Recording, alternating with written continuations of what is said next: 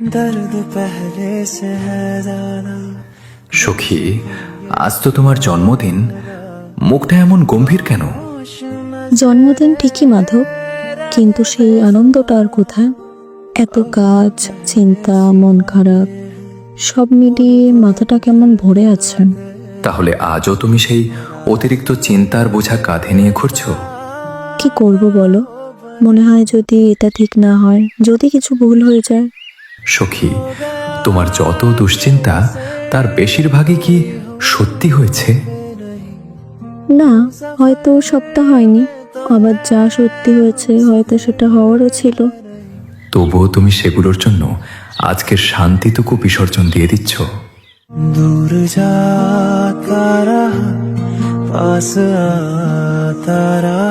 শোনো, ভবিষ্যতের জন্য পরিকল্পনা করা বুদ্ধিমানের কাজ, কিন্তু ভবিষ্যতের কল্পনা করে আজকের দিনটা নষ্ট করা বুদ্ধিমানের কাজ নয়। কিন্তু ওভার থিঙ্কিং যে কমাতে পারি না মাধব। কাজের চাপ থাকবে, সমস্যাও থাকবে, এগুলো জীবনের অংশ। কিন্তু আজকের এই দিনটা আবার 1 বছর পর আসবে। আজকে বাঁচো।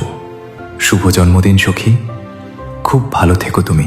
তোমার মাধব তোমার পাশেই আছেন। রাধে রাধে।